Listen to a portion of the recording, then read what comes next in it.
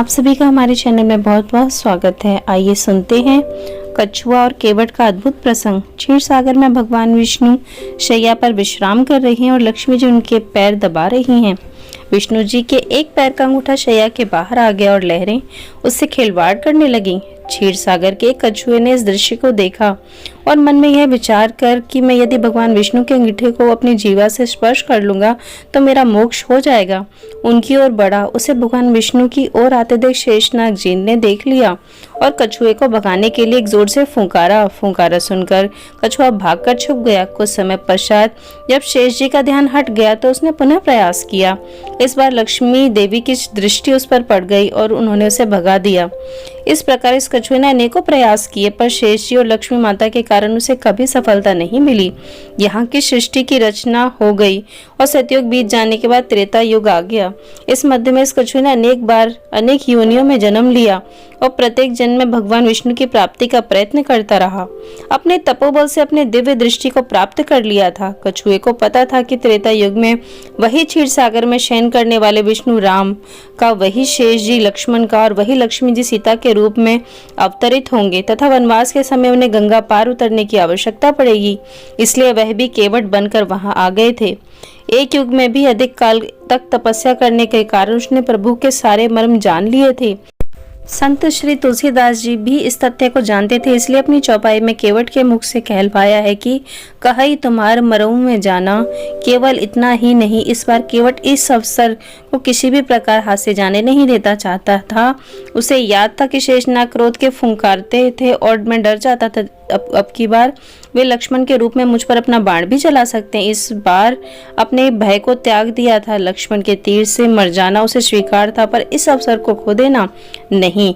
इसलिए विद्वान संत श्री तुलसीदास जी ने लिखा है, पद कमल धोई चढ़ाव नाव न नाथ उर्राई चही, मोहि राम राउर आन दशरथ सपथ सब सांची कहो। बरु तीर मारहु लखन पे, जब लगी न पाए पखारी हो, तब लगी न तुलसीदास नाथ कृपालु पारी उतारी हो। हे नाथ, मैं चरण कमल धोकर आप लोगों को नाव पर चढ़ा लूंगा, मैं आपसे उतराई भी नहीं चाहता। हे राम, मुझे आपकी दुहाई और दशरथ जी की सौगंध है, मैं आपसे बिल्कुल सच कहूंगा। भले ही लक्ष्मण जी मुझे तीर मार दें, पर जब तक मैं आपके पैरों को पखार नहीं लूंगा तब तक हे तुलसीदास के नाथ, हे कृपालु, मैं पार नहीं उतारूंगा। तुलसीदास जी के आगे और लिखते हैं, सुनि केवट के बैन प्रेम लपटे अटपटे, बिहसे करुण एन चितई जानकी लखन तन। केवट के प्रेम में लपटे हुए अटपटे वचन को सुनकर करुणाधाम श्री रामचंद्र जी जानकी जी और लक्ष्मण जी की ओर देख रहे हैं, जैसे उनसे पूछ रहे हैं, वो कहो अब क्या करना। इस पर तो केवल अंगूठे का स्पर्श करना चाहता था और तुम लोग इसे भगा देते थे, पर अब तो यह दोनों पैर मांग रहा है। केवट बहुत चतुर था, उसने अपने साथ ही साथ अपने परिवार और पितरों को भी मोक्ष प्रदान करवा लिया।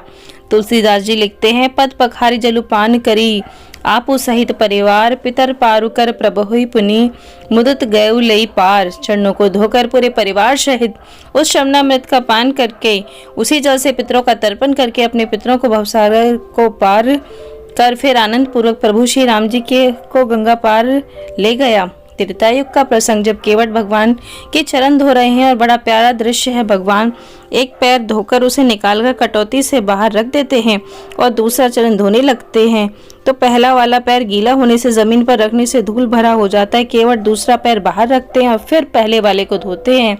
एक एक पैर को 7-7 बार धोते हैं। फिर केवट ये सब देखकर कहते हैं, प्रभु एक पैर कटौती में रखिए, दूसरा पैर मेरे हाथ में रखिए ताकि मैला ना हो। जब भगवान ऐसा ही करते हैं तो जरा सोचिए क्या स्थिति होगी यदि एक पैर में कटौती में है और दूसरा केवट के हाथों में है। भगवान दोनों पैरों से खड़े नहीं हो पाते तो केवट से बोले, केवट मैं गिर जाऊंगा। केवट बोला, चिंता क्यों करते हो, भगवान दोनों हाथों को मेरे सिर पर रखकर खड़े हो जाइए, फिर नहीं गिरेंगे। जैसे कोई छोटा बच्चा है, जब उसकी माँ उसे स्नान कराती है तो बच्चा माँ के सिर पर हाथ रखकर खड़ा हो जाता है। भगवान भी आज वैसे ही खड़े हैं। भगवान केवट से बोले, भैया केवट, मेरे अंदर का अभिमान आज टूट गया। केवट बोला, प्रभु क्या कह रहे हो। भगवान बोले, सच कह रहा हूँ केवट, अभी तक मेरे अंदर अभिमान था कि मैं भक्तों को गिरने से बचाता हूँ, पर आज पता चला कि भक्त भी भगवान को गिरने से बचाता है। जय जय श्री राधे।